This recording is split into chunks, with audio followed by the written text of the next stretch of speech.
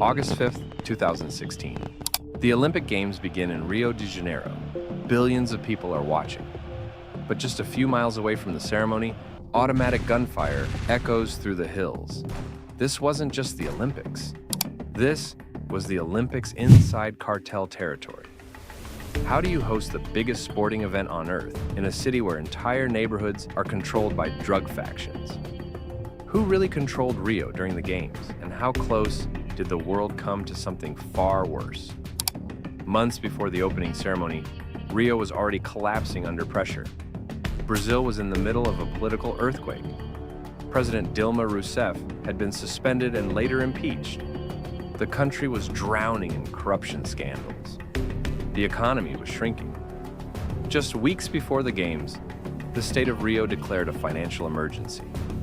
Hospitals were underfunded, public workers weren't being paid on time, police officers protested unpaid salaries. And yet, the world was coming. Over 10,000 athletes, hundreds of thousands of tourists, world leaders, celebrities, media. Rio had to look stable, but stability was an illusion. Because high above the beaches and stadiums, in the maze of concrete hills known as favelas, another power ruled. For decades, powerful criminal organizations had controlled parts of the city. Groups like Comando Vermelho, Terceiro Comando Puro, and later expanding militias, made up of former police officers, operated like parallel governments. They collected taxes, controlled electricity hookups, ran illegal cable networks, and decided who could enter or leave. Armed men with assault rifles stood at lookout points. Teenagers worked as scouts with radios. Drug trafficking routes ran through narrow alleyways. Police entered these areas only in armored convoys, and sometimes not at all. For years, the Brazilian government had tried a strategy called UPP, pacifying police units, placing permanent police posts inside certain favelas to reclaim territory. At first, it seemed to work, but by 2015, funding dried up, corruption spread, and trust collapsed. And as Olympic construction accelerated, cartel influence quietly returned. The government knew one thing: if the world saw chaos, Brazil's global reputation would be destroyed. So they prepared the largest security operation in Olympic history. More than 80,000 security personnel were deployed, nearly double the number used in London, 2012. Army units patrolled the streets, Navy ships guarded the coastline, and fighter jets monitored the skies. Armored vehicles rolled into favelas before dawn. Special forces executed high-risk raids, and suspected gang leaders were hunted down. Officially, it was about safety. Unofficially, it was about optics.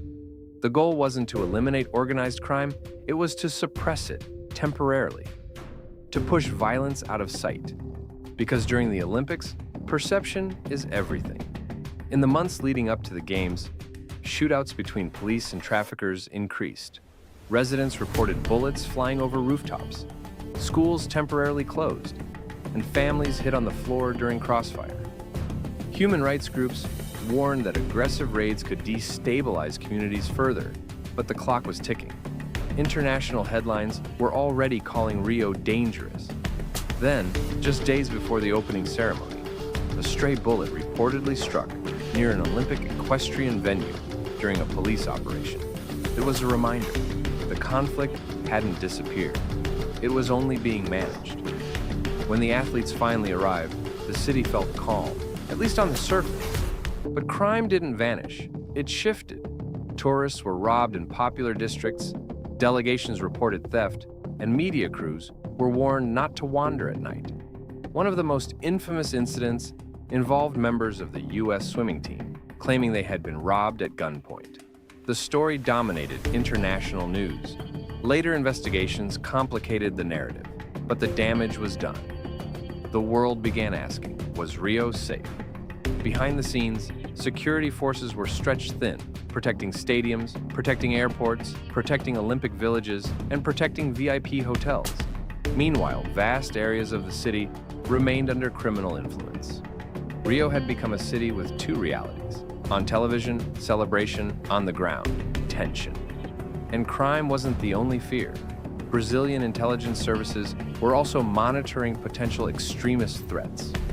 Authorities arrested individuals suspected of planning attacks inspired by international terror groups.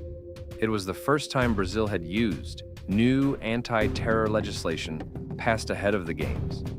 For the government, the stakes were enormous.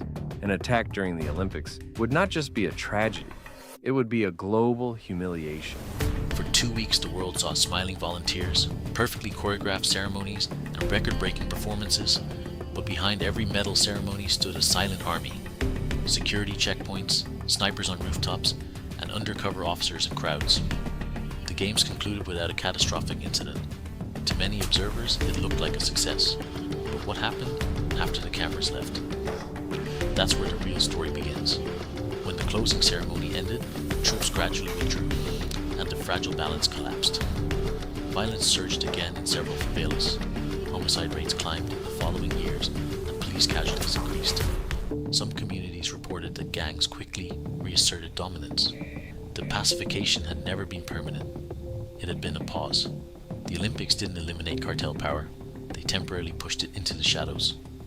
When we remember the 2016 Olympics, we remember Usain Bolt's speed, Simone Biles' dominance, and Michael Phelps' final gold. But just beyond the stadium lights was another story. A government racing against time, cartels calculating their next move, and security forces trying to hold a fragile line. The world saw fireworks, Rio heard gunshots, and the question remains, was the city ever truly under control, or did the Olympics simply hide the war for 2 weeks?